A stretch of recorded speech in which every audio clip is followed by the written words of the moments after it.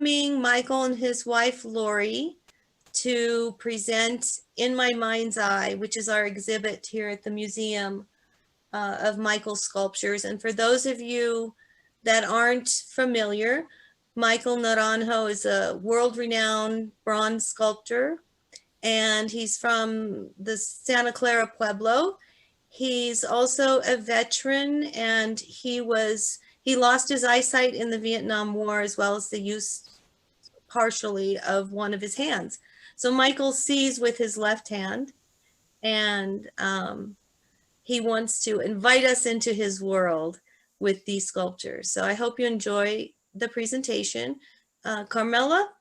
Thanks, Karen. I'm standing in the middle of Gallery 10 at Millicent Rogers Museum, right in the middle of the exhibit, In My Mind's Eye, the sculptures of Michael Naranjo. And I'm super honored to be here with Michael and Lori today. And I want to thank Michael and Lori and the TIA Collection for allowing Millicent Rogers to host this exhibition. And we're really hoping to be able to open up to the public soon. I want to thank Michael and Lori for coming to Taos this weekend and making this programming possible. And I'm going to turn it over to Michael. And Michael, if you could tell us a little bit about your world, about your story. Okay. Carmela and Karen and everything that you do here. And it's a pleasure to be here, and I'm honored. Beautiful, I'm told. As Karen told you, I am totally blind. I have prostheses in both eyes, which means I don't have any eyes. So I can't see anything. Everything's always dark, black, I guess. And also something that you may notice as we walk around and look at the sculptures is that all my sculptures of the human form don't have eyes. I decided not to give them eyes. And someone asked me once why, and I said, because I'm blind, and they're going to be very happy blind as well. So there they are, very happy, and we've made it through all these years, and we're quite happy. The pieces range, they vary in size from some very small ones that fit in the size of your hand. They're all limited editions. The small pieces range in addition from 50 to 44 to 33. And that's only because it depends on what I felt like that day as to the number of pieces that would be made in that edition. But the larger pieces are an edition of mostly 10. Some are 12 from the older days, and a few are 5. And like the great big hoop dancer out in front of the museum, as you look at it, they tell me he looks beautiful with the mountains behind him. He is approximately 7 feet tall, 12 feet tall if you would stand up. And he's an edition of one. And of course, once the edition runs out and I get my artist's copy, which I am allowed, then the mold is destroyed so that there aren't any other pieces made. And I make sure that I keep one piece and eventually throw it away somewhere else. One piece of the mold, you mean? One piece of the mold, yeah. And thanks, Annie. And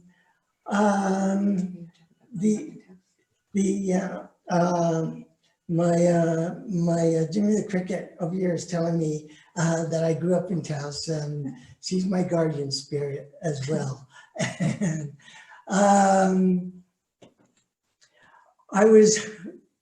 I came to Taos when I was in the 4th grade, and so I lived up here for many years till I graduated high school. And I did a great deal of hunting, fishing, camping, wandering around through the mountains.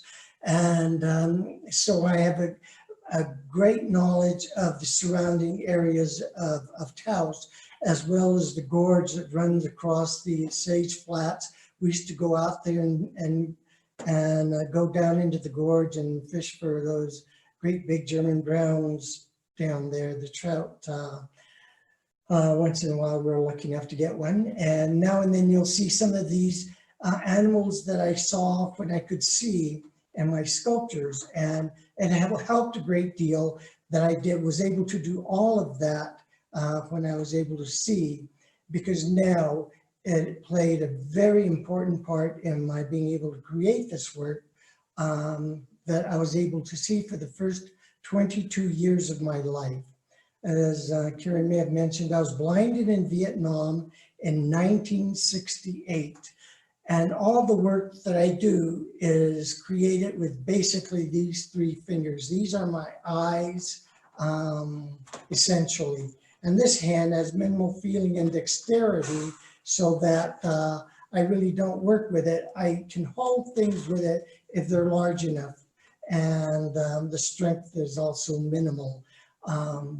So everything is done right here. And I don't use tools because if I use a tool, I don't know what the end of the tool is doing.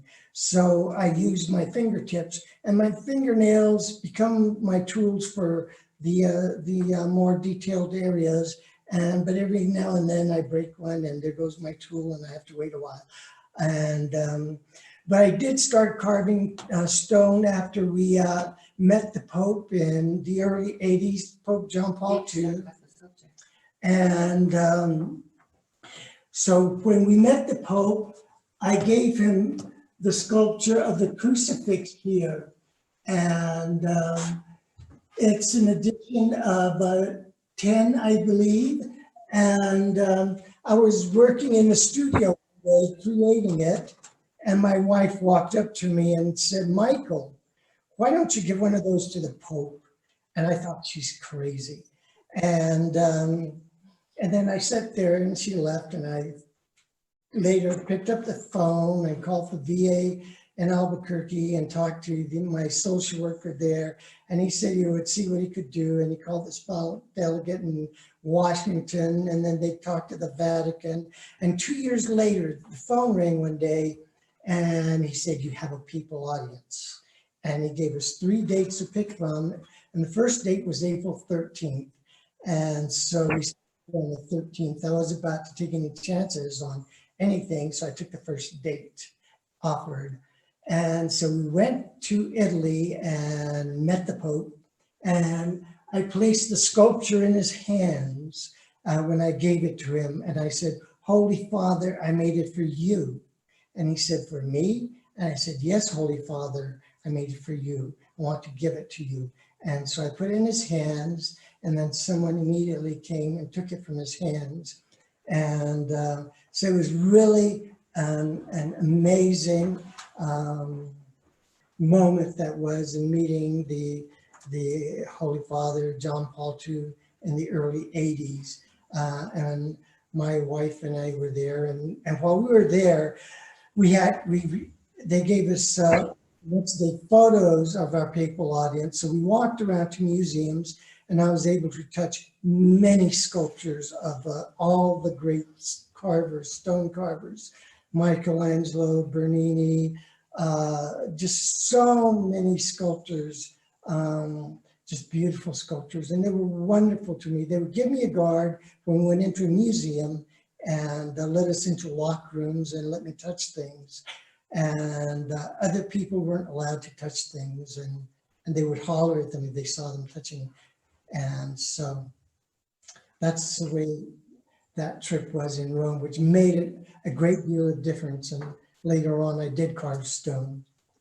Why don't you tell them about when we went back to Italy?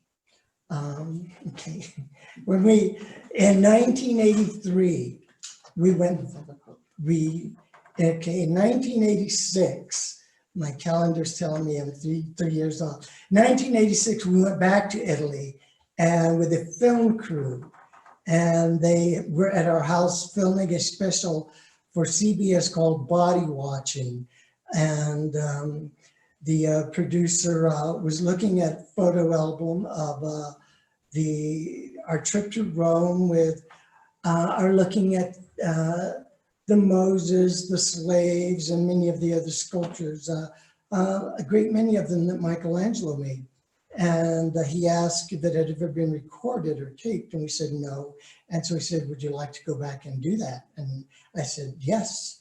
And he said, what would you like to touch if we went back?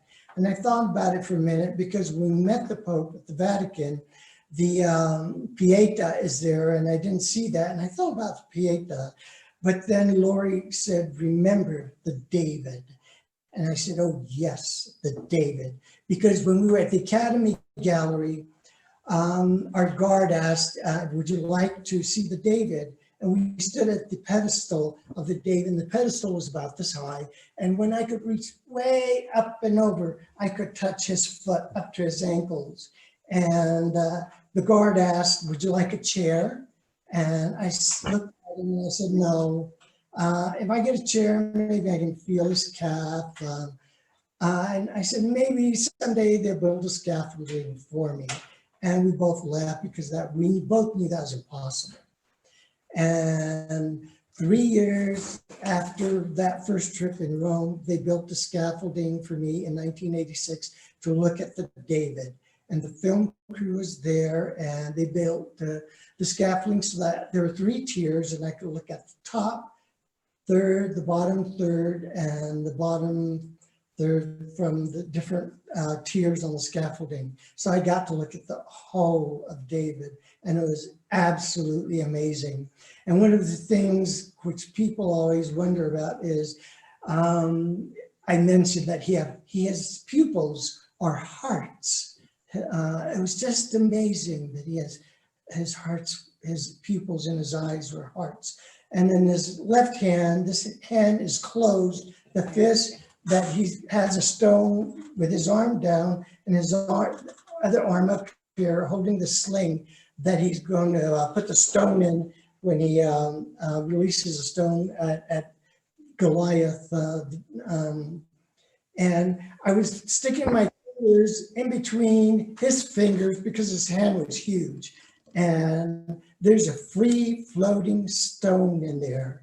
I guess he carved everything out and somehow managed to leave that stone in there. It can't come out, but you can move it around in there if you can get on scaffolding and stick your fingers in between his fingers. So someday you get a chance to do that, try it. Anyway, the next piece. Yeah. Basic instinct. Basic instinct. Okay. This is called Basic Instincts, and my wife and I didn't know quite what to name it, and we talked about it for a number of days. And it's named that because our instinct is very, very strong, and suddenly when something happens in a situation, it takes over. And in this moment, they're all depending on that. And the buffalo is turning, and he caught the Indian's horse because he got shot with an arrow, and so his instinct is to attack what's hurting him. And the horse his reflex is trying to get away, but it's a little too late because his horn underneath is in his side. And the man on the horse is trying to decide now which way is this horse going to go flying after the buffalo flips him, and which way am I going to jump to get out of the way. And so that's why I called it Basic Instinct and Instincts. And so he has a bow in his hand, and the buffalo, I love buffaloes. I've made a couple of them. And my brother and I used to run along the backside of the great big pasture. As you go towards Taos Pueblo, you see the buffaloes on the far side, way over there. They have a herd of buffalo, and we used to run along this fence where the buffaloes were, and they would snort and lift up dirt with their hooves, and sometimes charge a little bit at the fence as we ran along. And so I got to see the buffalo on a daily basis whenever we ran out there frequently.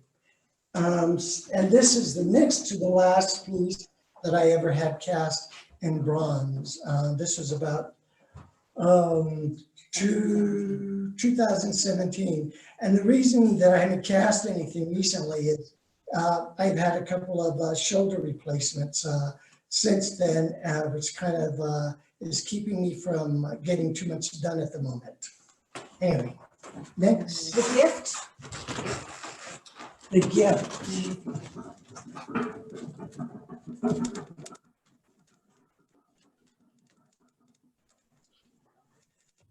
The gift is, this was a commission piece, and this is a model for a piece that stands in front of the State Library and Archives in Santa Fe, New Mexico.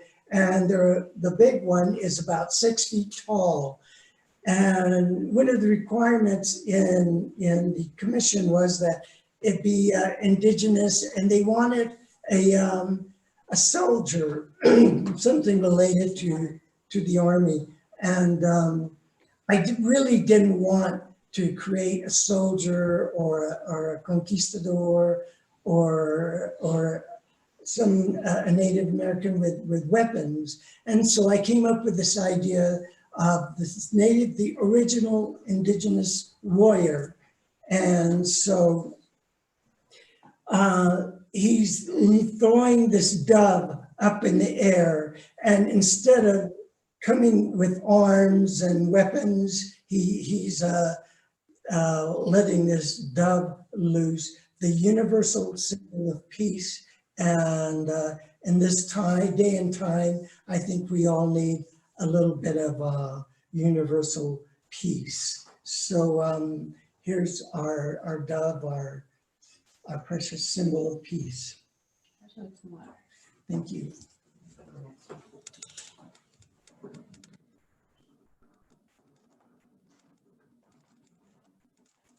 Devil dancer. One second.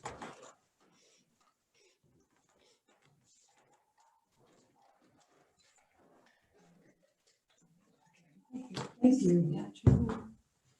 I'm over here. Over there. Okay. This devil dancer, I love this devil dancer, and I've made 3 different devil dancers over the years. And with all the pieces that I make the figure first, and then I put clothes on them. And the devil dancer has his kilt and his tall boots. And so I make the figure first, and I made his boots, put them on. And this is, the boots are cloth dipped in wax that I cut and place on his legs and his kilt as well. And these blades in his hand and his tablita on his head. And he has such amazing movement when he's dancing, because his arms are always going up and down, and his head is swinging to the side, up and down. And so that this tablita on top of his head is always in motion, moving around. And his feet are going up and down. And it's all these different movements of different parts of his body. And it's very kind of a static motion that the dance reminds me of as he's dancing. And of course, he has a mask on his head that covers his face. And so they call him the mountain spirit, a devil dancer, and the Apaches perform this dance. Resolution?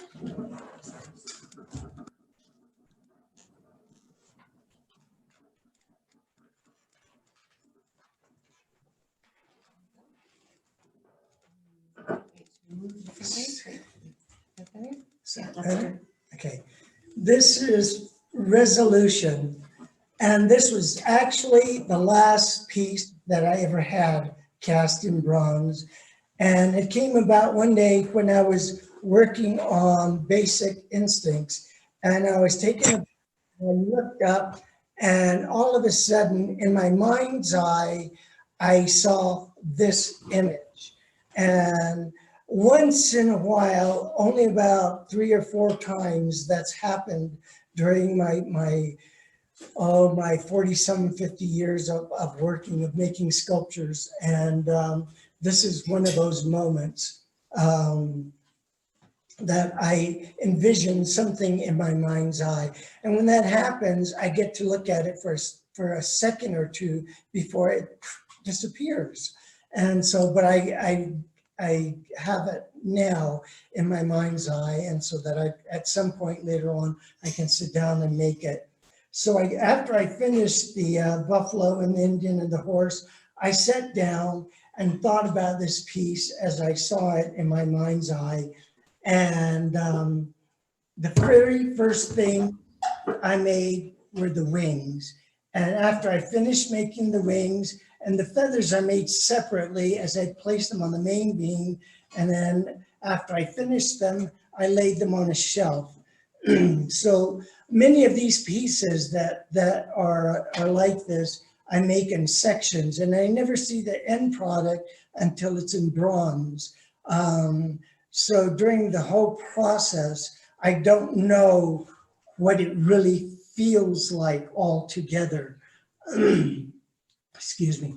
And so the angel up here, I made second. I made the figure, and then I made his angel dress on. And I didn't like the first dress, and so I tore it off, and I had to redo it. And then in the process, I broke his arm, leg, and had to refix all that.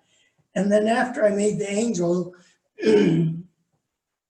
I put the angel on a shelf, and then I sat down and made Jacob. And Jacob is standing there, and what happened was the angel and Jacob were fighting until dawn. I don't quite remember what they were arguing about, but they struggled all night long, and at dawn, the angel finally gave in and gave Jacob his wish. And so the same thing with Jacob. After I made him, I dressed him, and then I had to figure out how to hold this angel up above him, because I didn't want them down here together wrestling. I wanted this angel floating over him. As we all know, angels fly and can float. And so I wanted him above Jacob. And so I decided that if I get both hands on his right foot, then and then there's a sprue that goes from this hand into the foot, and then there are little bits of welding that goes on the hands or onto the foot as well to support him. And so it's not always so easy to put two figures together. Mm-hmm. You can make one figure and you get it's a lot easier, but to get two of them working together is difficult, like the buffalo, the horse, and the Indian. Yeah, that one was my favorite.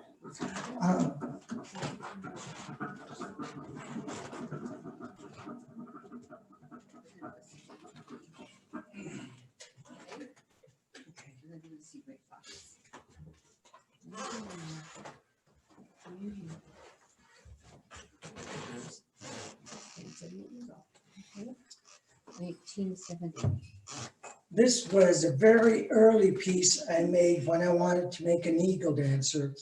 The very first eagle dancer that I made, I've made several of them over the years.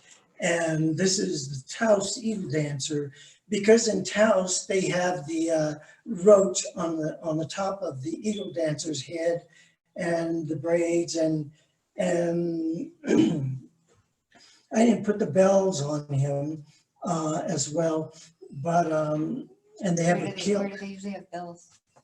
Where are They usually sometimes have bells on their calves, or on the calves usually, I think, or down here on the ankle. And you can see, as with the angel earlier, the feathers are more separate and distinct. And as I got older and worked more at it and figured out things more, here I took a piece of cloth and wax, and I marked the feathers up here, but down here, there are no feather markings. It's just a simple wax cloth. But as time progressed, then when I got better, I made feathers all the way around. And the same with the bustles. It's one piece of wax, but in the later pieces, they're all separate individual feathers that I made. But something you should perhaps will be able to see is the thinness of the legs and the thinness of the body. And the arms. It's not very full bodied. It's thin, almost kind of like a pictograph in some ways that's not full formed. And it was the older days as I was learning how to sculpt. And that is one of the earliest pieces that I ever made. Tell them about this piece and how you went to Washington. Oh, thank you, honey. It's a story. And after I made this piece, the man at the foundry said, you should give one to the president. And President Nixon was the president at the time. And that was, I was already blind. And so once again, it was all arranged through the VA, and went there, and I took my mother and my father and one of my sisters with me. And when we went to the White House, we all went into the room outside where the cabinet meets and waited for the president. And there was a guard at his door. And after a while, they told us to come in. And so this was on a pedestal, and the president was standing there, and he introduced himself and said hi to all of us. And then he asked me to tell him about this piece. And I told him what it meant to the native people of Taos Pueblo, and what the eagle meant to Indians in general in their ceremonies. And then he said, there is a image of the eagle, the presidential seal, with the talons, the arrows in his talons on the ceiling, and he points up. But he said, and it's also woven into the carpeting on the floor. And he was standing right here, and all of a sudden I felt somebody kind of pull my arm, and then I heard his voice go down. And so I guess he's getting down to his knees. So I guess I do. And so I went down on my knees, and then we started crawling around on the Oval Office floor. And we crawled over that way and looked at the tip of the wings, and we crawled this way, looked at the head, and then the talon with the talons with the arrows on it. So we were crawling all over the presidential and the Oval Office on the floor. So I was having a good time with Nixon on the floor there. That's a great story, Michael. Behind you? Gray fox. For a moment, if you can look at his body, see how much thicker his calves are, his arms and his chest. And if you look at the piece over here of the Taos Eagle Dancer, you can see the difference. As time progressed, things changed. And I didn't know what to name this piece, so I named him Gray Fox. What he is he's dancing and going through the hoop. And this is very similar to the hoop dancer that's outside, that's 7 feet tall as it is, and 12 feet tall if he stands up. And this hoop dance is performed all over the country, and this is the way I saw some Taos Indian dancers dancing at in town and at the Pueblo and in other places.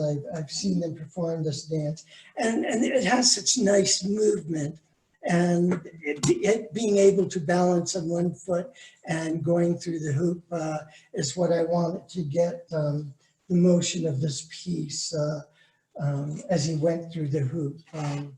And so that's gray fox.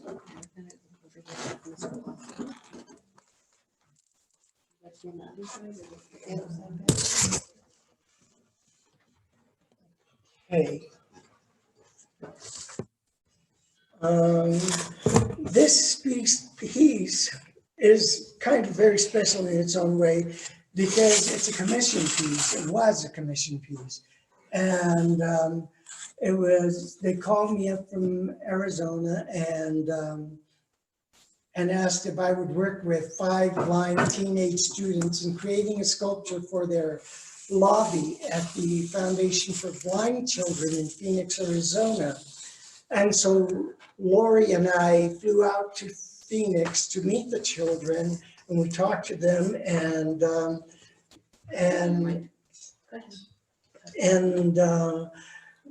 just to get an idea of what they were like. And there were 3 girls and 2 boys, and I asked them what they wanted to make, but they couldn't come up with anything. And so I went home and created a very small maquette and made a piece in sections so that they could each work on a section, get an idea. But the piece I made was only about this big and this tall. And then I thought, now how are 5 children blind going to be able to work together on one piece? So then I talked to the man who made my molds and did the chasing on my bronze sculptures, and asked him to make me an armature that could be sectional, that I could take apart. So there was the section of the main body and the arms that I could separate it here, attached into an extension into the body, the shoulder, and it was just wrought iron pieces, about a 1/4 inch thick. And also this arm separated, and this leg came off and this leg came off, and the head, we could lift the head off also. So each of the children was able to work on their own piece with an oil-based clay. And they were sitting around at a table, and they'd say, Michael, come help me. And I go round and round the table we were allowed 2 weeks to work on it, 2 weekends and 2.5 hours after school every day. And so I assigned each of the students a section. And one of the girls sang a song one day, and she had this amazing voice, and everyone stopped and listened to her. And it was just so magical, her voice and her singing, and all the helpers that we had in the room who were heating the wax and all of that just stopped. And one of the girls, the girl who was working on the torso, they were all congenitally blind. They were all blind from birth, so they had never been able to see. And the girl who was working on the torso, on one of the first or second day, the media came and wanted to talk to the students, and she said, "I don't want to talk to the media. I don't like them." And then on the last day, before it was all done and finished, the media came back to take photographs, and the girl who said, "I don't want to talk to the media," said, "I have something to say." And it was just so amazing. And it was just, it made everyone really feel good that she came out and found her voice and had something to say about the part she played in creating the piece. And I also had this enlarged. Theirs is somewhat different. I got I made another piece just like theirs because I liked it so much. And so this is my version of what they made. And there's a larger one of this that's in front of the JCC building on Wyoming in Albuquerque. And it's, I don't know, it's considerably larger. Okay. Can you go on that corner? Mhm.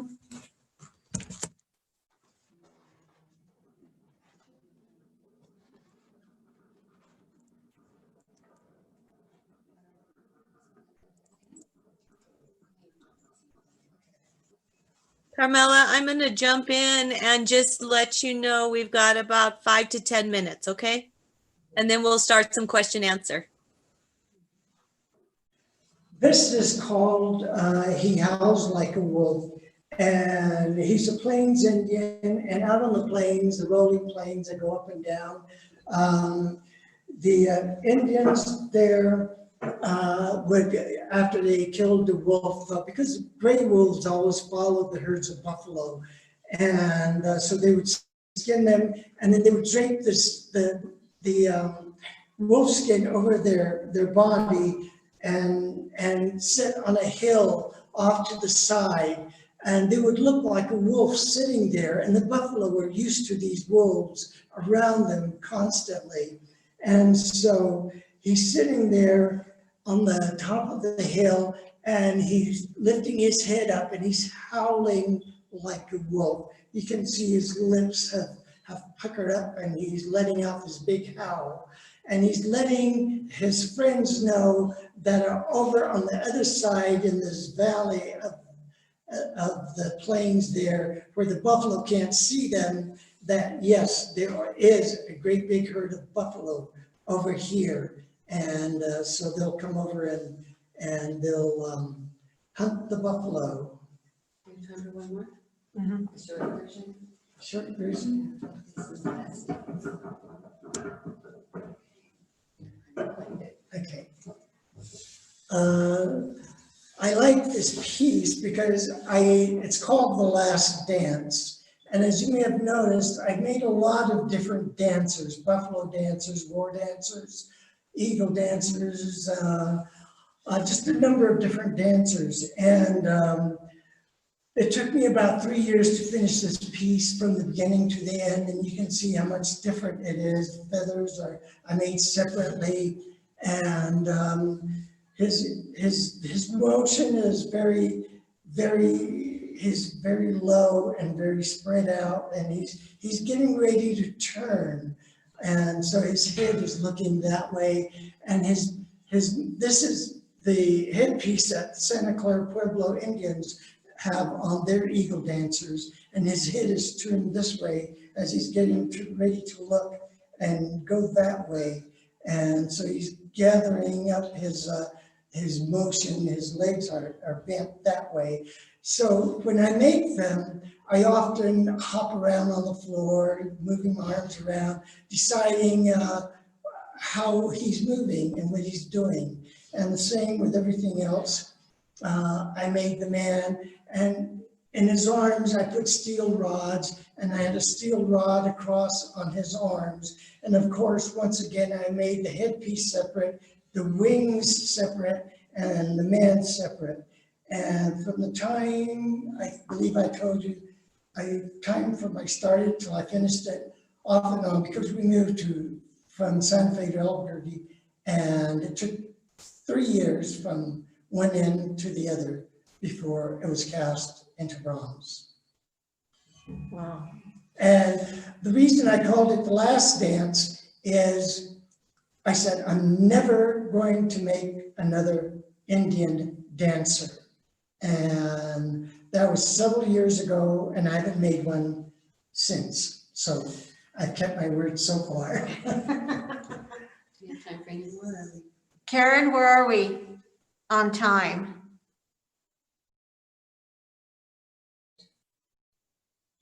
She baked. We could do one more probably. Okay.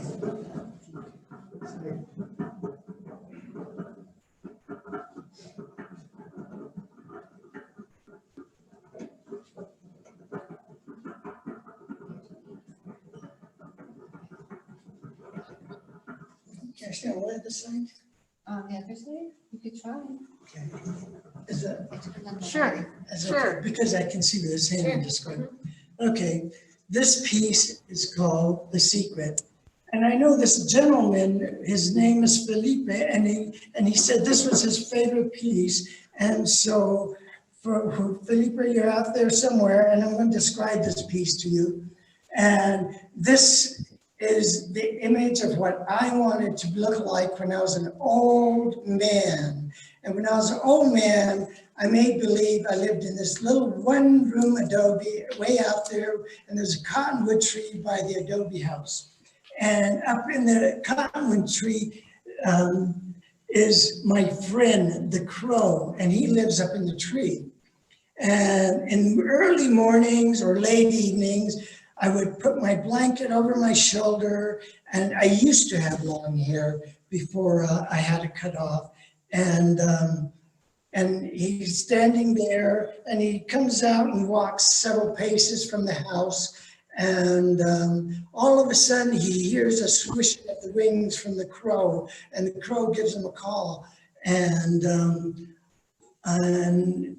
so he turns his head slightly to his left so that his friend could sit on his shoulder. And so he's telling him secrets that he saw during the day of who went by and who came and went, and all the goings on of the people who live in the surrounding area. And the model I used was an elderly Spanish man. And I had to look for him. It took a couple of tries because he had to have he needed muscles, but they had to be, when we get old, our muscles don't stand out as much, and our knees come out a little bit. And the man I used was a perfect model for this. And when I finished, I took the piece in bronze to the man's house, an elderly man. And when I set it on the table, his wife was sitting at the other end, and she clapped her hands and let out this big laugh. And she said, "Oh my goodness, those are his knees." And so she got a big kick out of that.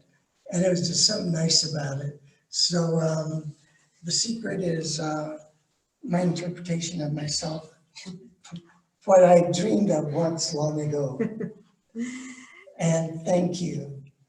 Karen, we ready for?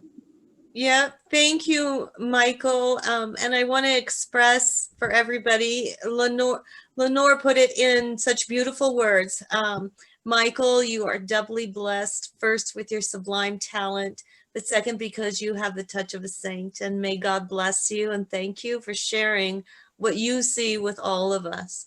We are so grateful that you and Lori have come here to do this presentation. So I've got a couple of questions. And those of you, if you have questions, submit them, and I will present all of the questions. That's the easiest way that we've discovered to do it with Michael, so that he hears one voice and doesn't hear the background noise. So first of all, let's see. Oh, your fascinating story, Michael, about President Nixon. And the question is, did you meet President Nixon before the order returning Blue Lake was signed? Gosh, I don't know. I don't remember the timing of that. I remember being at Taos Pueblo visiting friends when there was this big noise outside, and they had just gotten the news that the Blue Lake had been returned to Taos Pueblo. Was that when you were blind? It was when I was blind, yes. But I don't remember when the timing was as to when I saw him. Okay. I did see him on 2 different occasions. Michael, I was going to give you credit for the return of Blue Lake through your artistry. Oh, thank you. I don't deserve that.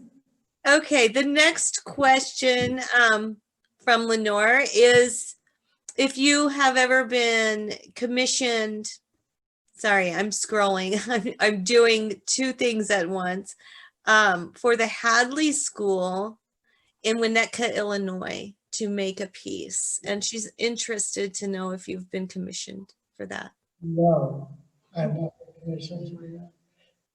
what? Always wanted more information about the Hadley School. Yeah, we'll get in touch. Yeah. So I have a question, Michael. I'm just checking to see if anybody else has submitted anything yet. Mickey is saying thanks again for your presentation. So my question, Michael, is if you'd like to talk a little bit about the influence that your mother had on you as a sculptor. And the reason I ask is because I understand that you used to stomp on clay as a child. When I was a little boy living in Santa Clara Pueblo, of course, there are a lot of potters in the Pueblo because that was the main income for a lot of the women there and men. And so when we went around, aunts, uncles, cousins, parents of friends would all be sitting around outside, working on their pottery, either making pottery or sanding it, and in some situations, firing it. And we would come around and watch. And with my mother, she had always had this big bin of clay in a galvanized tub. So as a little boy coming by from playing out in the ditches or in the fields or on the foothills, I would come across her working on her pottery, and I would take a little piece of clay, water-based clay, and I would make a little animal, always a little animal of some kind, never a pitch pot or anything, which most of the kids made. And I would create a rabbit, a little squirrel or something that I saw out there in the woods while I was wandering around with my older brother. And then when I finished making it, sitting there for, I don't know how many minutes, I smush it up and mix it back into her clay and go running off again. And later on as a teenager, I helped her mix her clay, and I made clay sculptures out of her clay. And my wife and I are fortunate in that we still have 3 of those sculptures from that time period way back there. Oh, wow. And so my mother's influence was simply that she made available to me her precious clay. Mm-hmm. Thank you for sharing that. I'd also like to know if you don't mind sharing, how did you and Lori meet? I met Lori, my wonderful wife, in Albuquerque, New Mexico. One of my sisters was moving into an apartment next to her, and she was helping my sister, and that's how I met my wife. And I have to tell you, she is absolutely amazing, and she has made everything possible. She does everything except for make the sculptures and give me a hard time. Somebody's got to do that. And she keeps me in line. And we have 2 daughters, and the 3 of them are just wonderful. But Lori takes care of all the business portion of the work, which really gives me the time to be able to create pieces, not worry about the phone, the computer, the bills, anything else, life in general.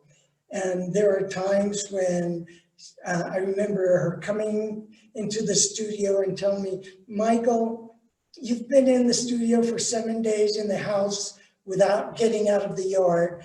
We're going for a ride. So she kept me connected to the rest of the world as well. She is amazing. Yes, she is. Well, again, we thank you so much.